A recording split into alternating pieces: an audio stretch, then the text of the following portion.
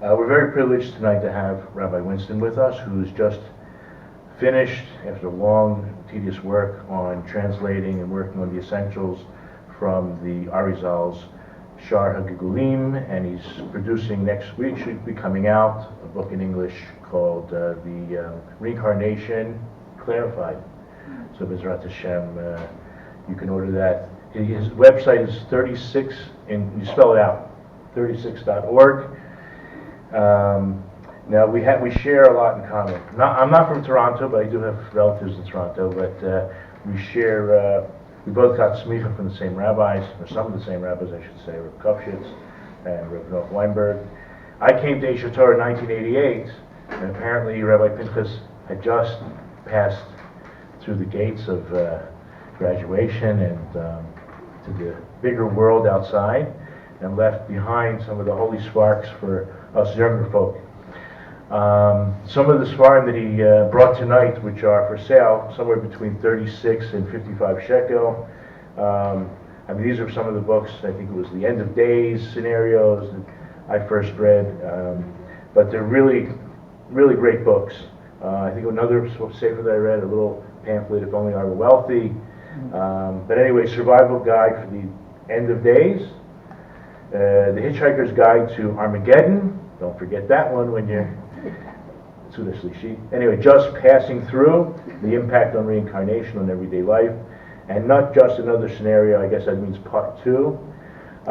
Anyway, they're available in the back towards the end of the evening. Of course, on your way out, don't forget to purchase, and maybe there'll be a list if you really want, which I'm sure you do, the newest sefer on reincarnation. Maybe to sign up, and the rabbi will somehow be in touch with you about getting that sefer into your hands. Okay, without any further ado, Rabbi.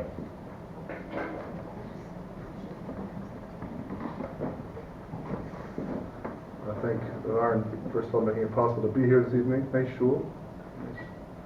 Very quaint. I spent a lot of time working on my notes, and then I completely ignore them when I have to speak.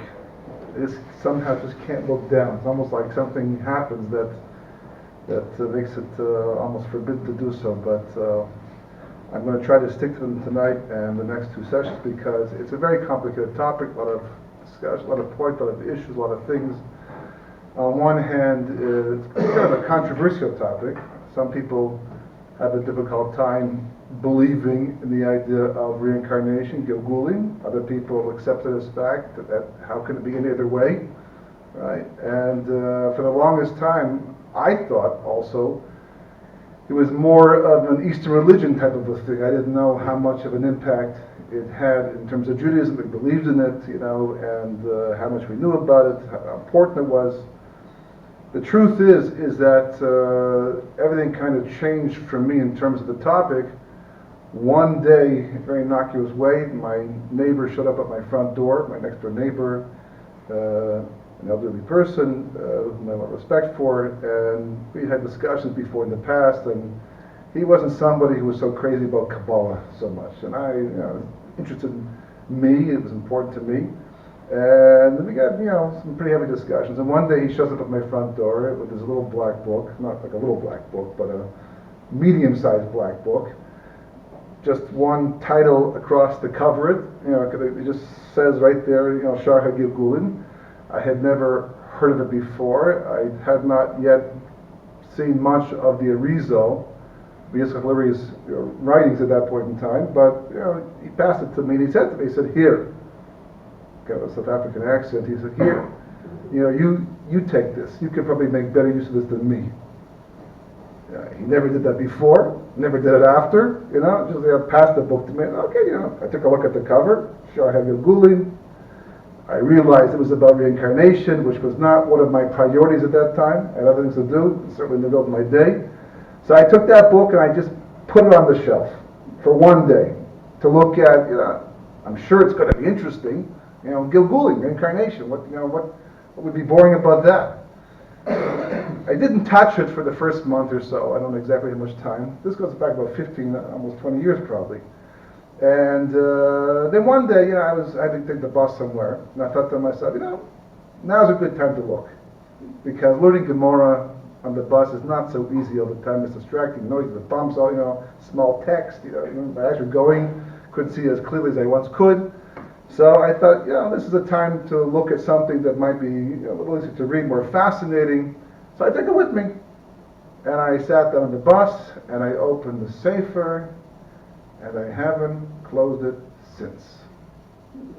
I haven't, just page after page after page after. The first line, the first paragraph, it was, just insight after insight about personal rectification, how to fix yourself up, what's going on, who we are, how we function, what God expects from us, what we can accomplish, and then eventually went into history, who's the Gilgal of whom, the whole chain of events, and so many questions became answered. And one particular point that really stuck out, which we'll get to later on, because Hashem is very important, especially to our generation.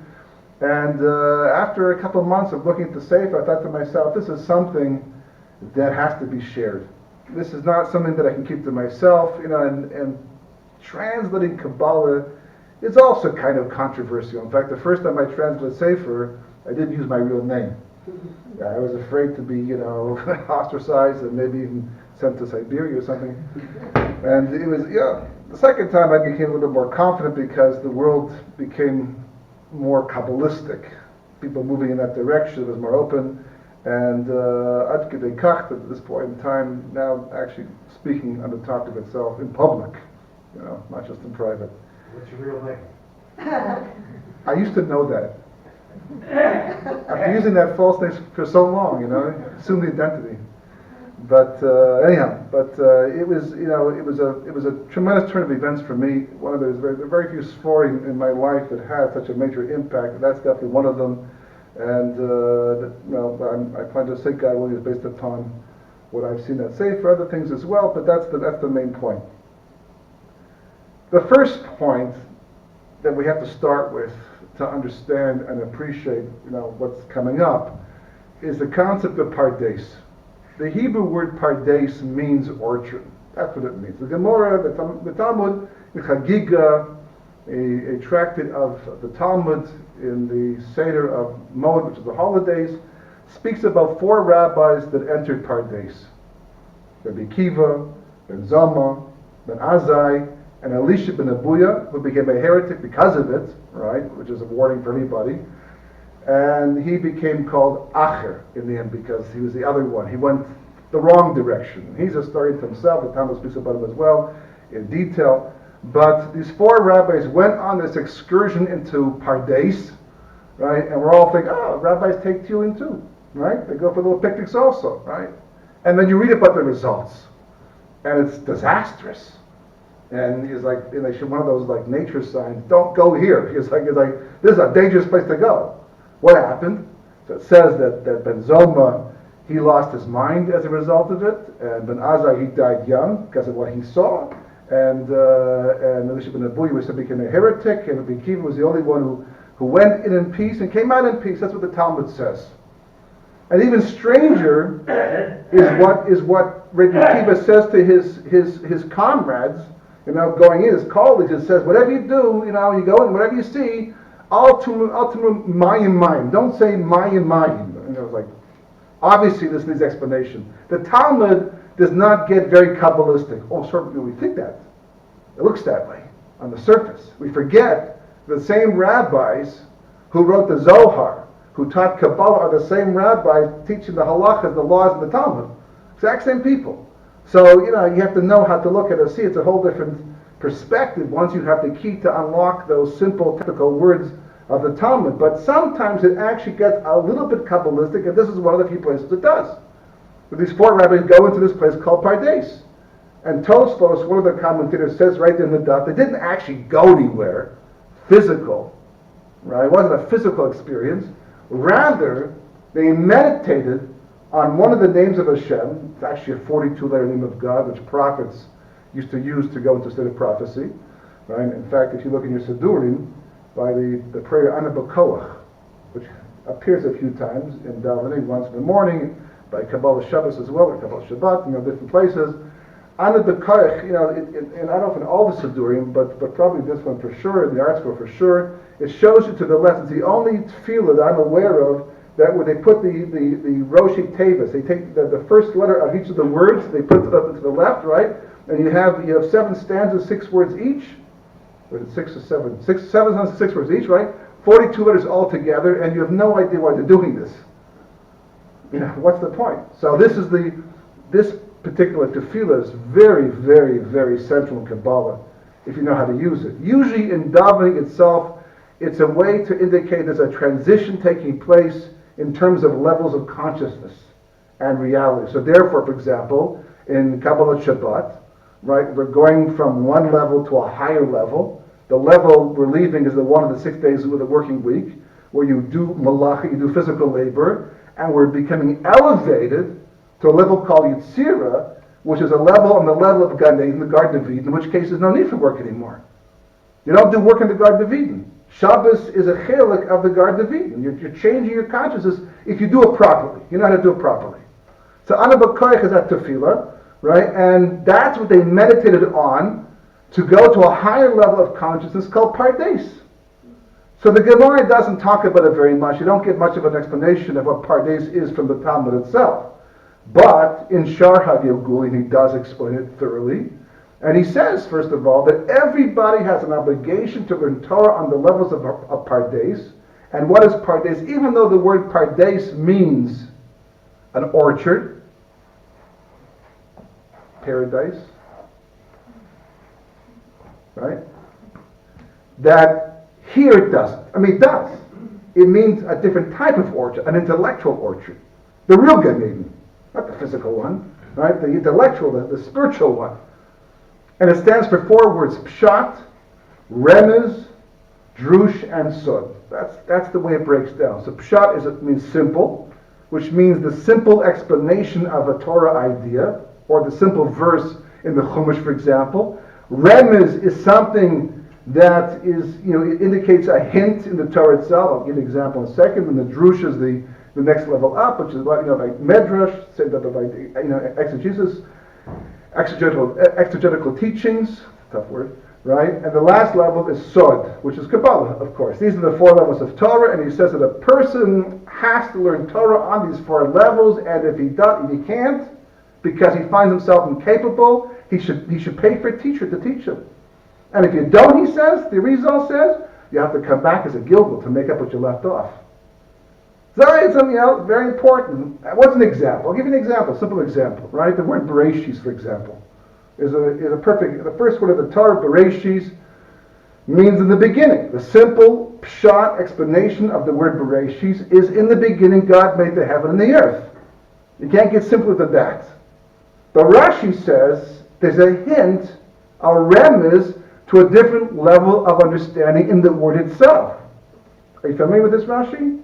Right? What does Rashi say?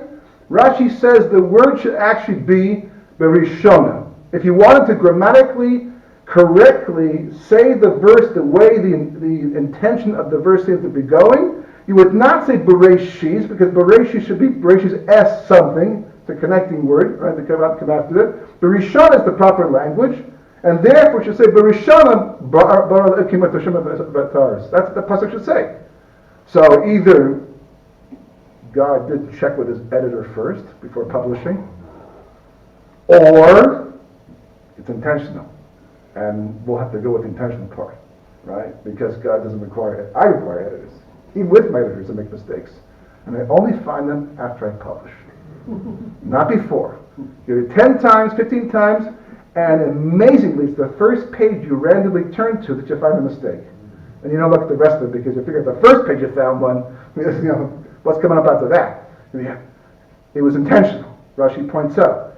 So the Torah is hinting on the level of remez to a different explanation. So what is Berishona? So that's probably. So what does Bereshis mean? So Rashi says. So Bereshis is really 2 words. That is grammatically correct. Bereshis.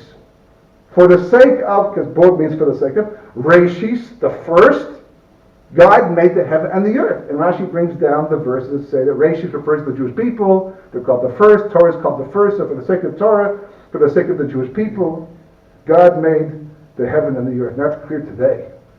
I mean, it's perfectly clear today. We're a small, tiny, little country sitting over here. Like, no one should notice us. And all the news is about us. The whole world's focused on us. And what's going to happen over here, this whole election comes down to us in the end. If that doesn't, justify what Rush is saying over here, it's clear all through history. It's all about us the entire time through. We don't want it to be about us, by the way. We don't want the attention. Personally, I don't mind being left alone. Just give us our space. No, but the whole world pays all this attention. And my famous story, I've heard different versions of it, but my father-in-law tells a story that he was once on an airplane a long time ago, years, going back probably 40, 50 years at time, and he was sitting next to somebody. He was wearing his yarmulke, sitting next to somebody, I think he was Japanese or Chinese or something, and he says, in his perfect Chinese, I won't do the accent, but he says, "Excuse me." He says, "You're Jewish?" "Yeah." He says, "Israel, very, very big, very, very powerful." He says, "Well, actually, no. It's very small, and it's not so powerful like America. I mean, we have Kodesh Baruch Hu on our side, but without that, it wouldn't be the same thing. I mean, I'm proud of the IDF, but still, we need miracles to survive in this country with all of that." "No, very big, always in the news." So my father-in-law took out a piece of paper and he drew it on the map. He goes, "No, so small and yet so big." And then he was like, "We don't want the attention, but that's the way it looks. That's what Rashi's saying." What's the level of drush? So drush is different than remez. Remez is like a hint. You wink at somebody, you hint at them, they can see something about what you're doing that indicates to them there's something more than what's meets the eye over here. But drush, on the level of medrash, for example, it's not always clear to the eye. You can't always see there's no hint necessarily. A lot of times the Talmud says, "And how do I know this?" Well, it brings a verse down. You're looking at the verse and going, "Well, how did?" Great, but what? What about the verse tells you that? It's not always so clear. Medrashim, they're not so clear from the verse. It's the story behind the story. So it takes more of a deeper explanation. So then what's the drush on the word Bereshis? So the Medrash says the word Bereshis is two words, bara, shis. Bara means he created, and shis is Aramaic for 6. On the first moment of Maaseh Bereshis, God created the 6 days of creation and the 6,000 years of history too, for that matter. All that first moment, like Rashi and the Ramban point out, right there. That's the drush. What's the Kabbalah? Now I'm just skipping the whole thing over here, but what's the Kabbalah? Also Bereshis, but instead of the 6 days, the 6 millennia, it refers to the 6 spheres, which are the spiritual cosmic DNA of the 6,000 years of history. If you can read the spheres, you can read history. In fact, the Vilna Gaon writes in his Bir Hagra on a sefer called Sefer Desnusa, which is from the Zohar, one of the more Kabbalistic, Meister Merkava, all that stuff. Right there, he says, if you understand what I've told you right now about the spheres and how it all works together, you can calculate the arrival date of Mashiach. And I've been over that a lot of times, and I cannot see for the life of me what he's talking about. But apparently you can do it from the spheres. It's built into the spheres, like a book. My friend, my chavrusa, his great-grandfather, was a makubal in Yerushalayim, going back, 50, 60 years, and he knew this Gra, this Vilna Gaon, this piece from the Vilna Gaon, and he made the calculation. He actually knew how to make the calculation for Mashiach's arrival. And it turns out at the same time, another Kabbalist in Jerusalem made the calculation. And they wanted to compare notes because you want to see if you're right or wrong. But the Vilna Gaon said that anybody who from this you can make the calculation, but anybody who makes the calculation, I'm imposing an oath upon you, don't tell anybody else. So they both knew they had the calculation, but they couldn't compare notes to find out if it's right or not. Yeah. Why did they do that? Because once you start spreading this information, once you start telling the people, you can create all kinds of pandemonium. People, you start out with the Shabbatai Tzvi, right? It's a disaster in the end. And there's two possible dates of Mashiach to come, early or at the last moment, which date is it referring to. In the end, they say that the Vilna Gaon held that 5750, 1990 was the date for redemption. And it was a watershed year without question. That's a discussion unto itself. That's Pardes. Why is it so important to know Pardes? Because Gilgulim, right, they fit into the last category of Torah. They're not on the level of Pshat. They're not on the level of Remez, which really corresponds to the level of Mishnah. They're not on the level of Talmud, because it's not mentioned in the Talmud anywhere. They belong to the realm of Sod, of Kabbalah. And let me give you an example. One of the most important stories, probably in terms of Musar and Hashgacha Pratis and understanding HaKadosh Baruch Hu, God, the way He works in this world. By the way, if there's anything I say, I don't translate, someone doesn't understand, stop me, and I'll be very happy to do so on the spot, is the story of Eov, Job, right? The book of Job. Very complicated book.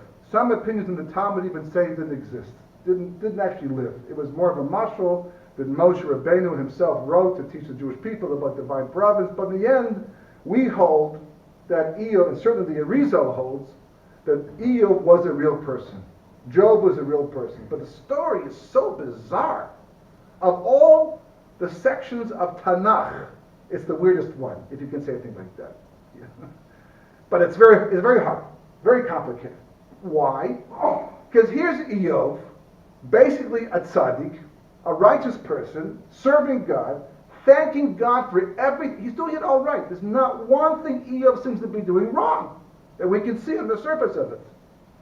And the story begins literally in the middle of something where God and the Satan are having a discussion about the sincerity of Eov's righteousness. And the Sitra Achra says, nobody is as good as Avraham. He was real. He was a real righteous person. So God says, this Eov guy, he's also pretty good in his own right. We have an expression, right? Al titak pela Satan. Don't open your mouth to the Satan because you don't want to get his attention. Once you get his attention, it's hard to get it off of you, right? And God himself teaches us that by this. Because God says, no, this Eov, he's really righteous. He's a good guy. I like the guy, right? I'm happy I made him. And the Sitra Achra says, no, he's not so good. God says, he's great. And the Sitra Achra says, he's only good because you gave him all this wealth and everything, all this good. He's got a great family. Everything's going his way. And that's why he's so righteous. So God says, no, he'd be righteous anyhow. So the Sitra Achra asked for permission to test him, to see how true this is. So God says, yeah, you can go ahead, test him, take away his money, his family, the whole thing, and see how he stands up to the whole thing. And he stands up perfectly well, and then he comes back, and the exact same thing happens all over again, right? And God says, no, you see, you made me take away all this good he had. He's still righteous, and you're still talking about him like as if he's not. Well, because his body's still intact, he's still healthy, he's got his health. If you have your health, you feel pretty good about things in spite of all the. He said, you can inflict him with boils, right, with saras, with leprosy, but you can't kill him. And then Eov has some second, thoughts about the whole thing. He starts to question his heart. It's a very complicated story. It's so complicated and so hard to understand that people have used it as the basis of the idea of tzaddik v'rolo.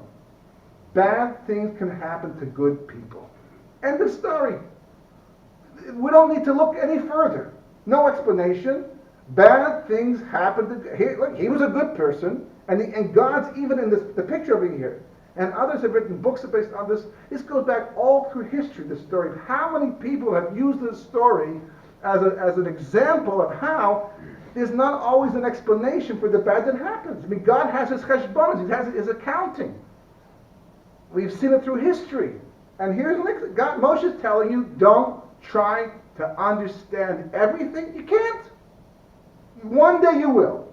In the world to come, where God opens the book and he shares it all with us, we have no Tzahor anymore, maybe even in the Messianic era, as early as that.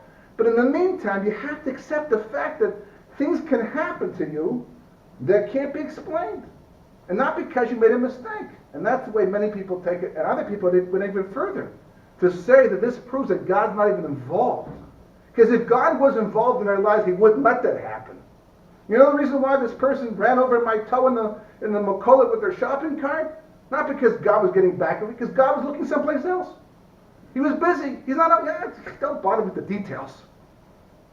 That's what people have said the story comes to teach. The Rizal says nothing doing.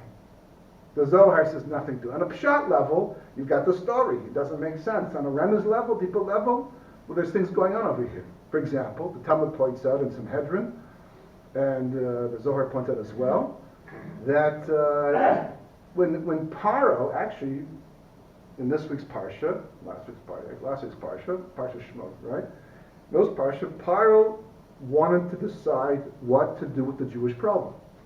How do I deal with the Jewish people? So he called together a Beit Din.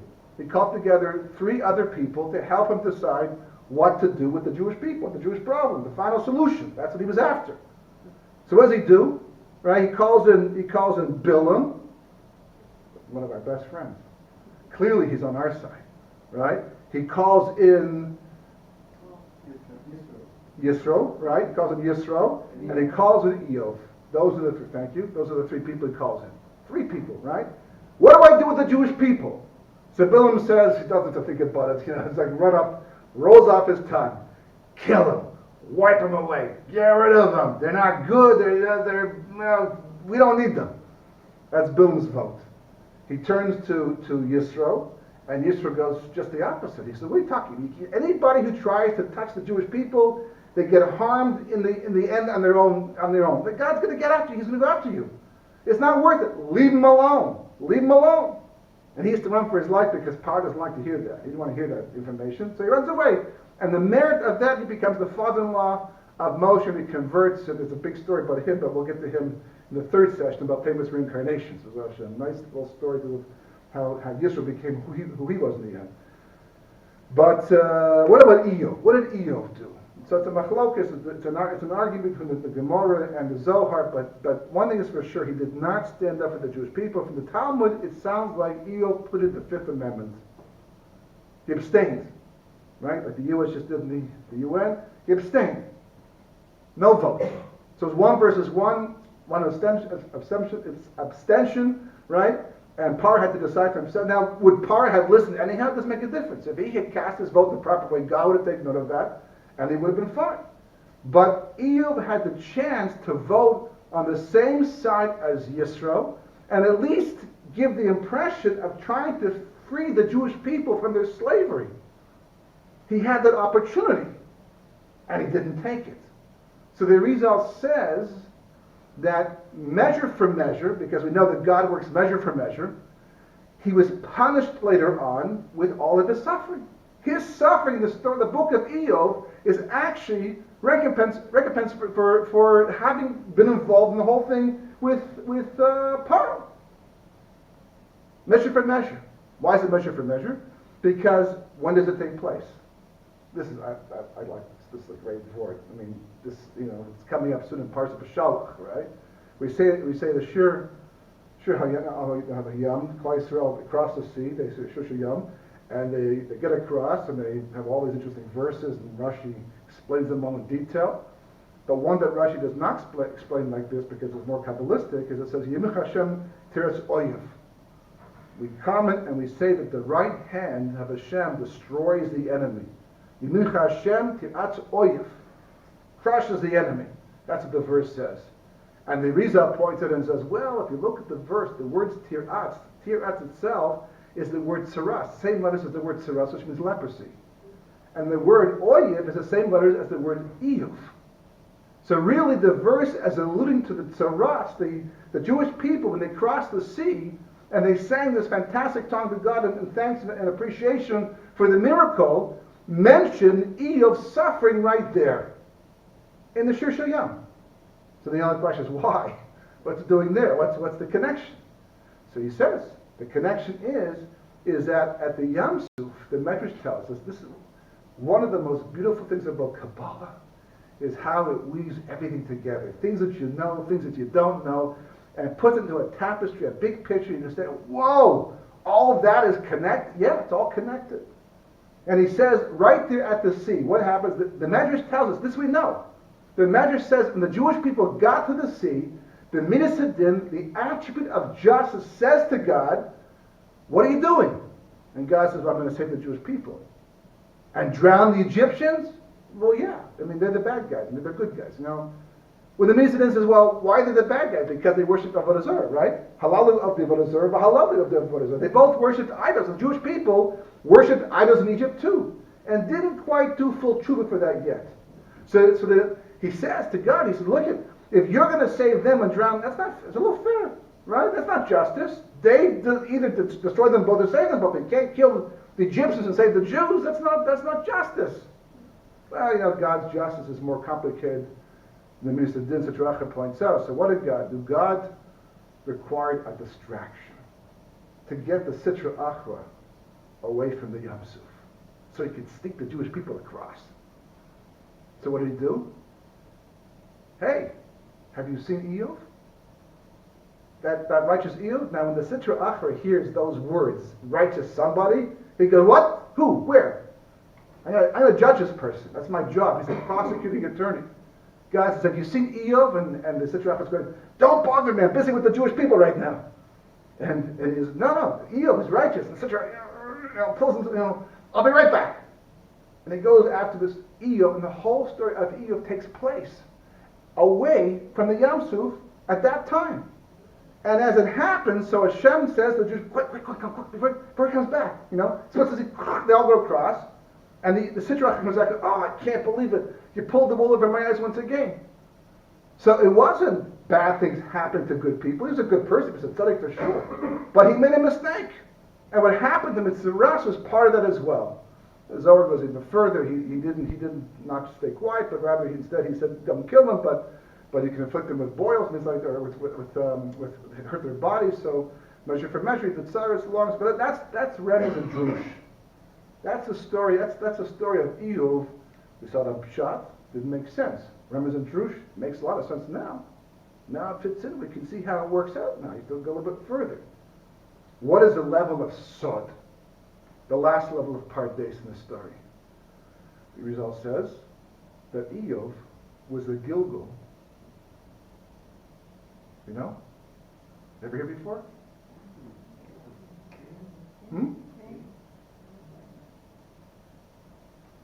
Terach. Abraham's father. We know the story of Abraham's father from the Chumash.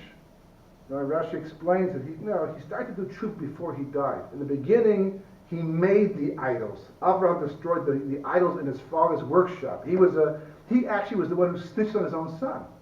He reported Abraham to Nimrod, who put him, but later on he realized what was going on, and he began to work his way back in tshuva, but he still died before making his complete tshuva and complete tikkun. He had to come back to fix it up. He came back as Eov. And the suffering that Eov went through was Terach's rectification. Complete. And now he could go to the world to come. It's like Pardes. You need Pardes to explain it all. Right? So certainly from a Kabbalistic point of view, there's no question Gilgulim reincarnation is as much part of Torah Shbal Peh, as much part of our tradition as any other aspect of Halacha, of Torah. It's all part of the same idea.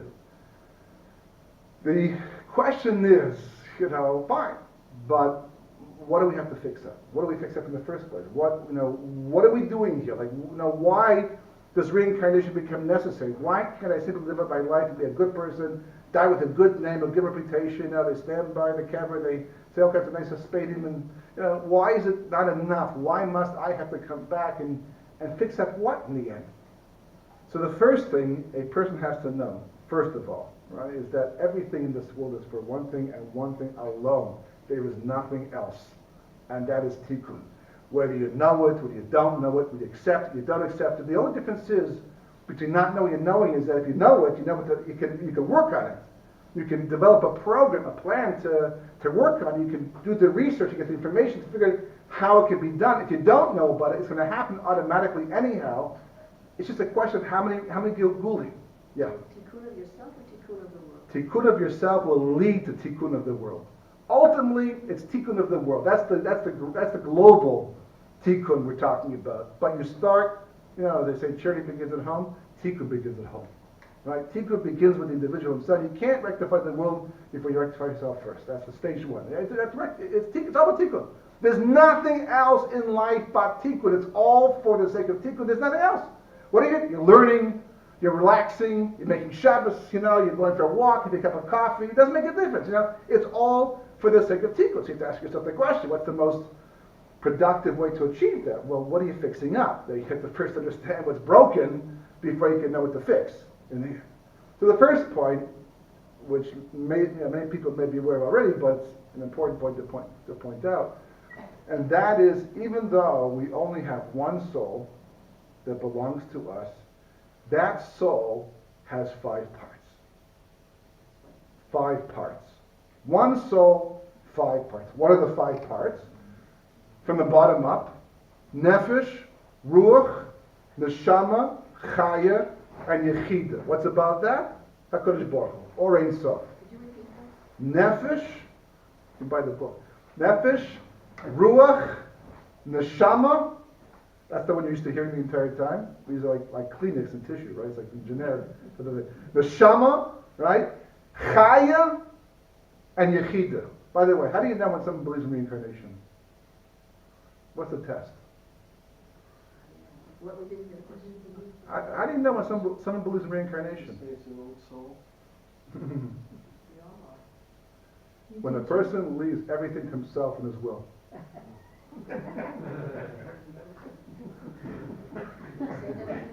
When a person leaves everything to himself and his will. Now, I told that joke, and someone told me there's somebody actually trying to do that legally right now. There's an Israeli businessman actually trying to set it up and with all kinds of signs, and he comes back. He must know something I don't know, but They say you can't take it with you, so. he's not taking it with him. He's going to come back and get it. Oh. You might as well know that Jack Benny said that you couldn't take it with him, he wasn't going to go. He went anyway.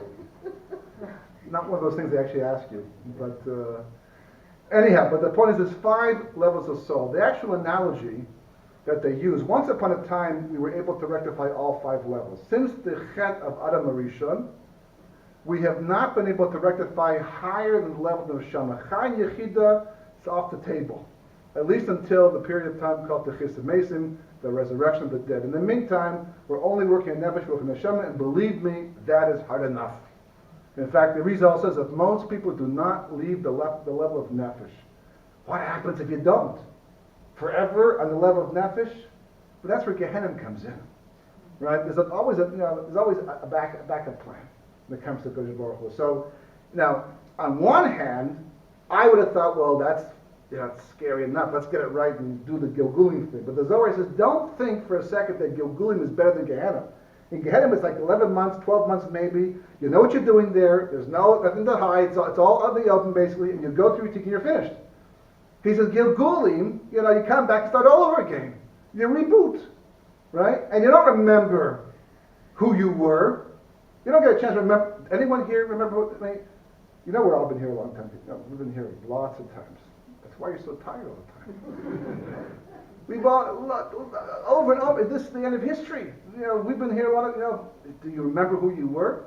I know there's a thing called past life regression. I'm not 100% sure how accurate that is, if in fact it is accurate, but you went through it? Uh-oh. The only problem is it's hard to verify, to know if what you remember, what you said is in fact true. Because the brain, I spent a lot of time in the last couple of years looking into the brain. I bought one, cut it open. No, just kidding. But it's a self-knowledge. No one was ever a garbage man in the last life. They're all queens and princesses in the last life. Well, I was actually a garbage man last life. Yeah. But, it's whether we can, whether we can't, for the most part we don't. Most people don't. If you're fortunate to remember for some reason, God lets you to do that, beseder. But most people do not know who they were in their previous lifetime. So you're starting all over again. I get to be a teenager all over again. Yeah, exactly. Well, he doesn't. And you have to, right? The only thing is that he makes it that whatever you fixed up does not come back to get ruined again. You can't undo your previous successes.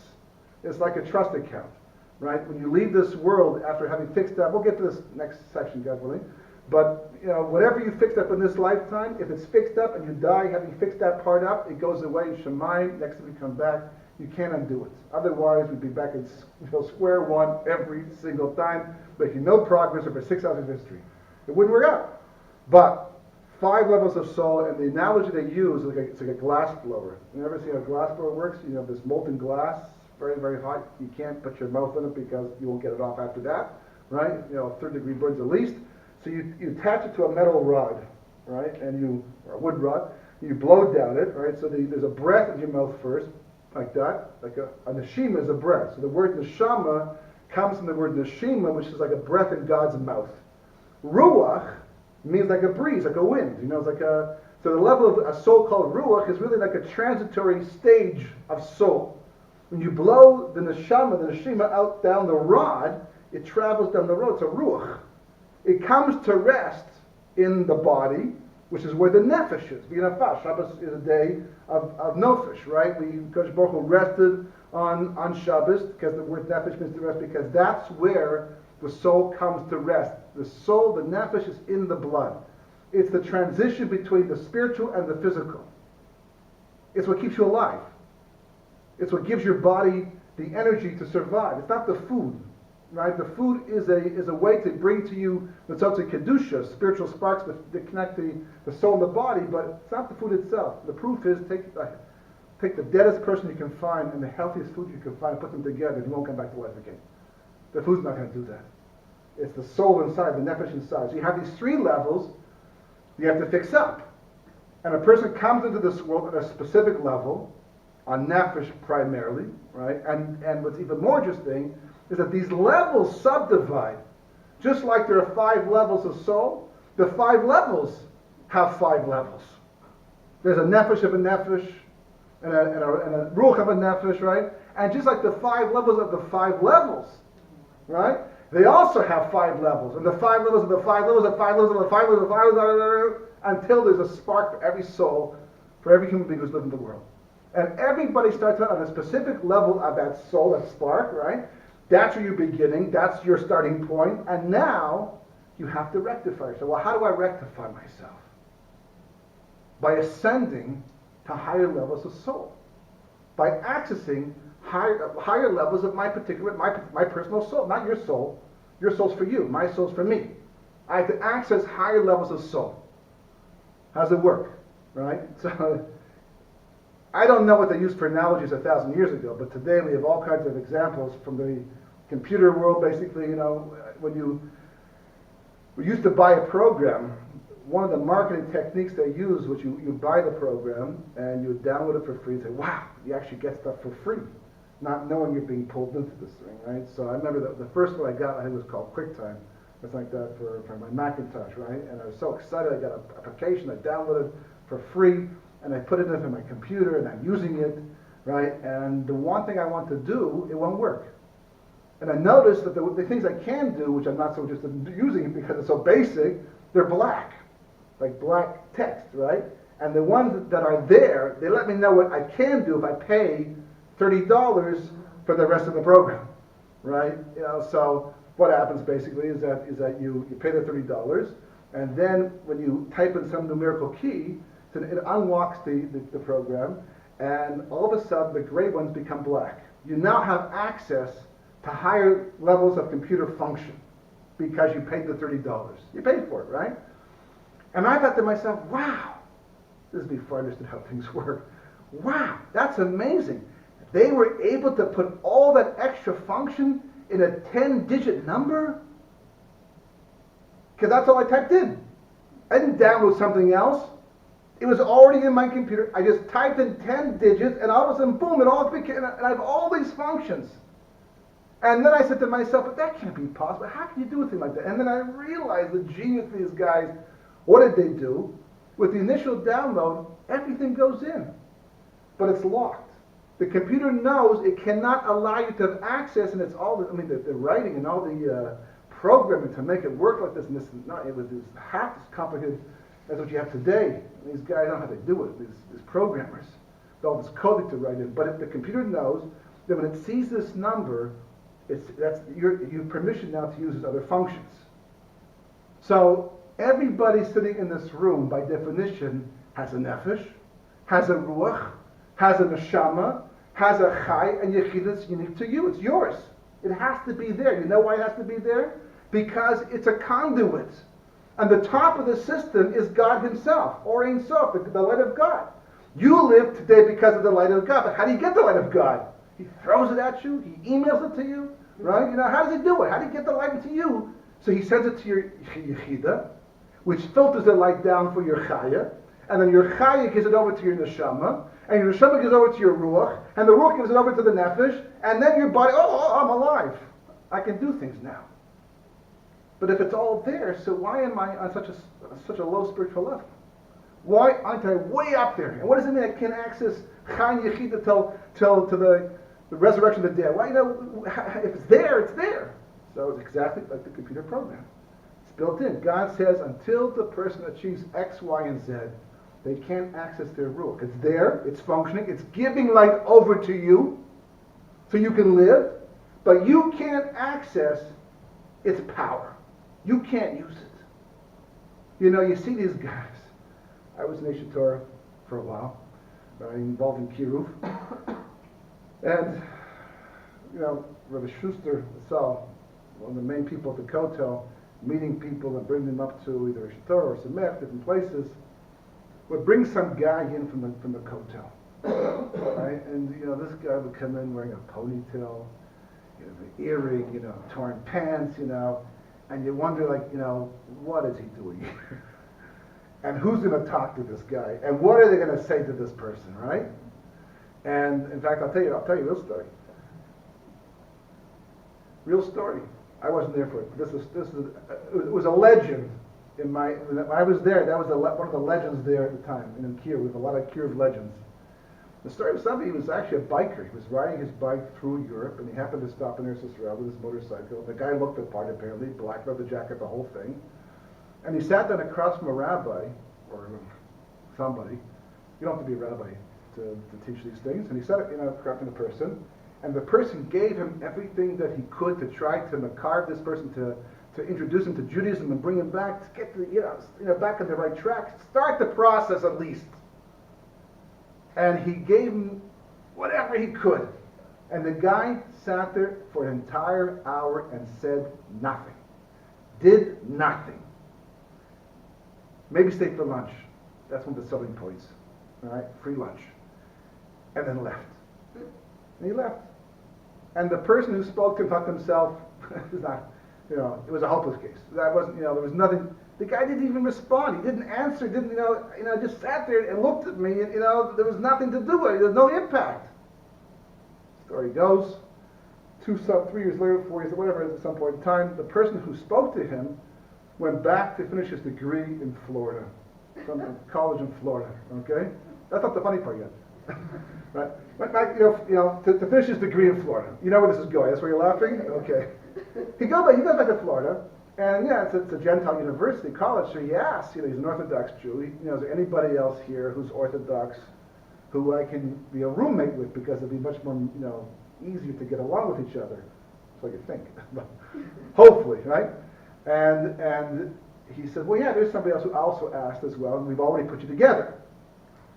So he goes up to meet the person, right? And the guy's lying in his bed, and as he walks in the door, the person looks at him, but he looks at him in a way like there's a sense of recognition.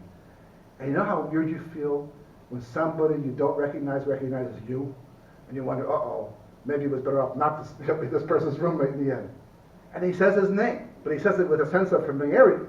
Right now, he knows my name because the registrar told him my name, but he's saying he knows me in the end, right? So he says, right. He says, yeah. He says, you don't recognize me, do you? He says, no. Why would I recognize you? You remember about 3 years ago, there was this guy who came through wearing a black leather jacket and on his motorcycle, the whole thing. You talked to the guy. He said nothing the entire time.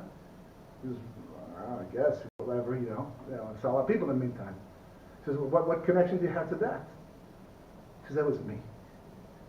He says, what? He says, that was me.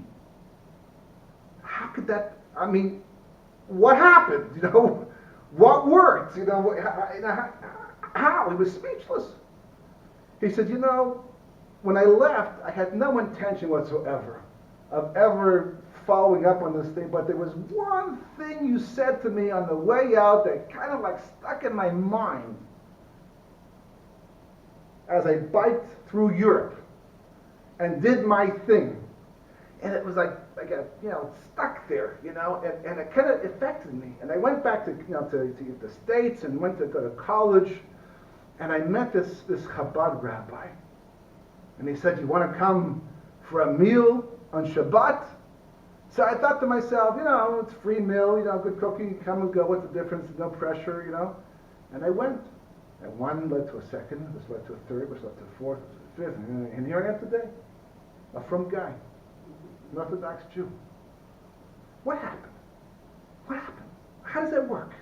Why does a person one day doesn't believe, they're distant, they'll argue? I mean, I've sat down with people who I thought there's no way I'll ever make a breakthrough with this person, and they turn around. I myself, I became religious about the age of 20.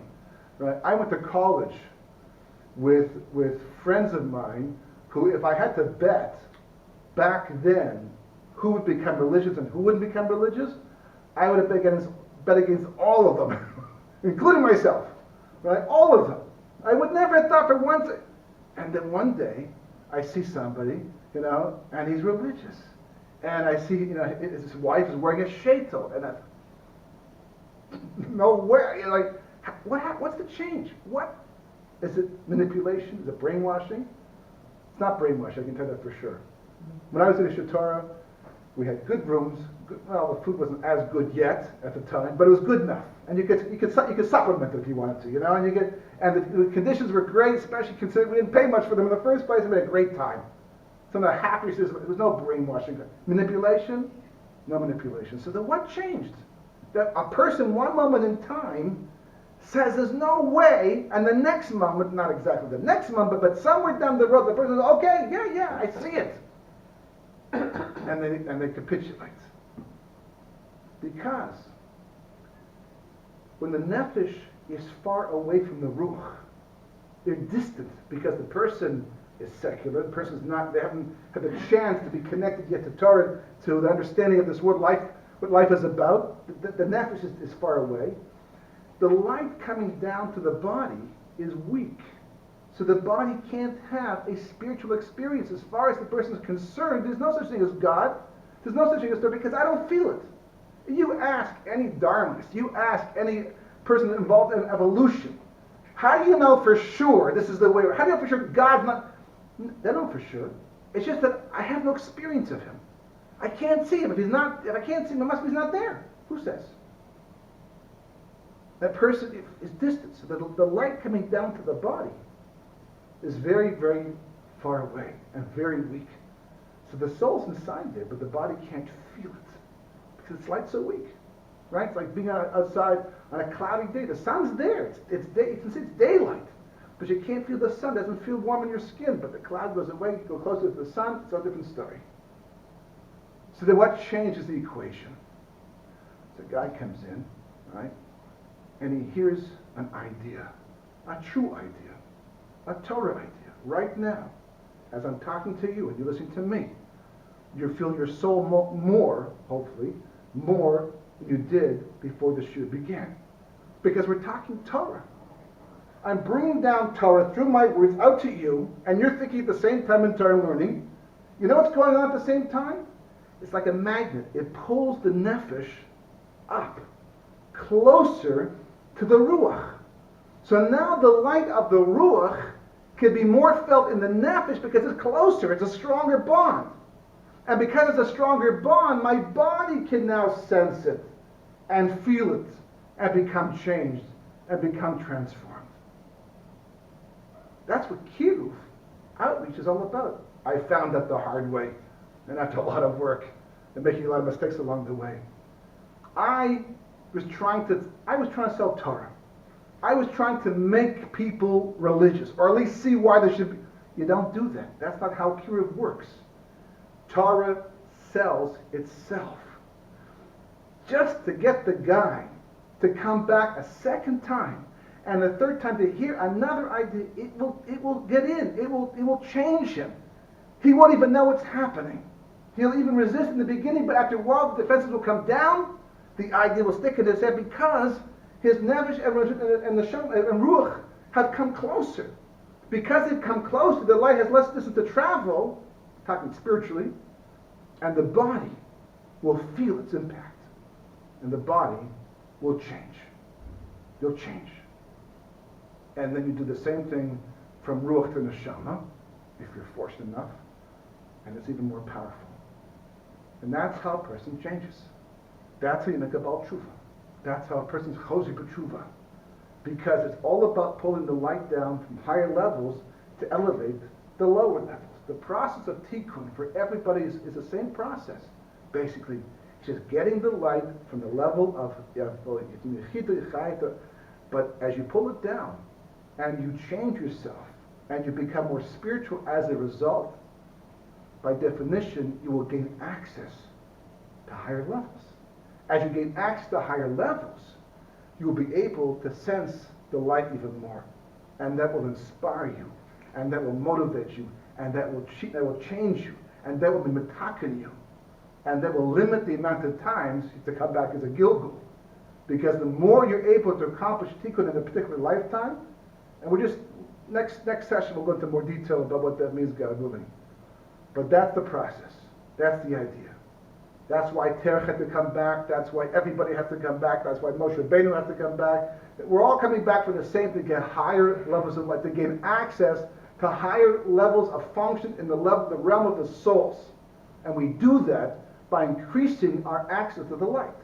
When God gave us the Torah, He didn't simply give us instructions on how to live and be righteous. It's more of a side thing. It's more the result in the end. He gave us a conduit to His light. And we access it. Pshat, Remes, Drushin, Sod. We get to those levels, draw down the light, and we change automatically. What are the last two levels? And what are the definitions Chaya. of them? So what? What are the definitions of those last two levels? The word Chaya means life, right? Because basically it's the level that, we'll talk about this also next week, God willing, more detail, but that's the level. Let's start from the higher one first. The level of Yechidah, which means like a single, reality, it's actually so sublime, it's so spiritual, we don't even know what goes on there. We only know what goes on there based upon what goes on below it. But it's considered to be a very ne'elam, very hidden level of light where everything is unified. Because the higher you go up, the more unified things become. So therefore it's called Yechidah. The next level of Chaya is already a level on which the names of God become revealed. This revelation, that is creation taking place. So therefore it's considered to be technically the starting point of the life force of a person. So therefore it's called Chaya. It's actually called the soul of souls, the soul within the soul. Because they're like, overlapping concentric circles. The souls are compared to the skin of an onion, where it's like you have overlapping, levels basically, one inside the other. But those two levels are so, the last person to be able to deal with the level of Chaya, Yechidah was backed by Adam Rishon. And we won't see that again until, Tichis and Basement and what to come. But the last person historically who was able to access the level of Chaya was Chanukh. Remember Chanukh in the Chumash? Right? The one who basically, God took him while he was still young. Walk with God. Walked with God, and God took him, and Rashi explains, he was like a pendulum. He's back, one day he was good, one day he was bad, so God took him like on a good day, right? And he went up on a fiery horse. Eliyahu got the chariot, right? Chanukh just got the horse, right? On a fiery horse, and became the angel Matat, Matatatron, right? Who's basically the Sar HaPanim, the ministering in Shemayim, right? But he was the last person on that level.